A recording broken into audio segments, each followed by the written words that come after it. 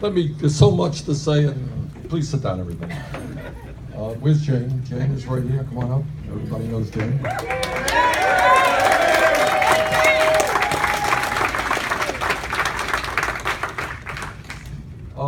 To the folks in New Hampshire, let me begin by thanking you very much. You got our campaign going. We did very well in Iowa, and then we came to New Hampshire. We started off in New Hampshire way, way, way down in the polls as a result of the hard work of Kurt and many of you. We ended up winning the state, if my memory is correct, by something like 20 points. Thank you so much. And that victory kind of made the country become aware that we were a serious campaign and we were off and running. To Maine, thank you very much for your great support. I'm working on a book now, and there's going to be a paragraph or two. One of the more moving things that we saw in this campaign is the kind of dedication, and I know a lot of that was in this room for all three states.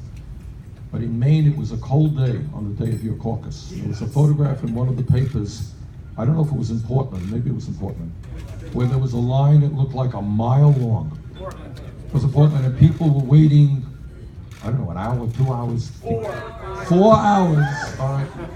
And I said, we have struck a nerve, and that is what democracy is about. People want to participate in the process. Waiting 4 hours on a cold day to get into a caucus, and the reason the line was so long is I guess no one anticipated that kind of response, as I recall. Or maybe I'm being generous and the planning was poor or something, but whatever. Maybe both, I don't know. We said it was going to be huge. Yeah. All right, so Maine, thank you very much. And what can I say about our own state? You know, it brings tears to my eyes. It really does, the kind of support that we have received. Of all of the victories that we won. I know we're a small state, and I know we don't have a lot of delegates here. But the fact that we won 86% of the vote in our own state.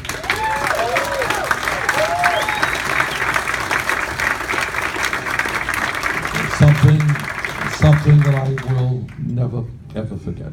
And, you know, it just means a lot to me, deeply, you know, when you get that kind of support from your home state, it means a lot personally. So thank you, Vermont, and thank you for your love and your support for so many years. You have sustained me in this campaign, and I've done my best to try to represent the values of our state.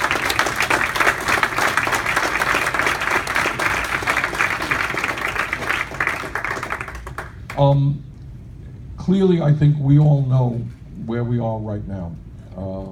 In the next 3 months, American history and the future of this country is going to be decided. All of us, I suspect, in one form or another, have run against Republicans. But what we are dealing with now is something kind of unique, and I believe, quite honestly, the worst Republican candidate in the modern history of the United States of America. And the reason I say that is not because he supports tax breaks for billionaires, other Republicans do.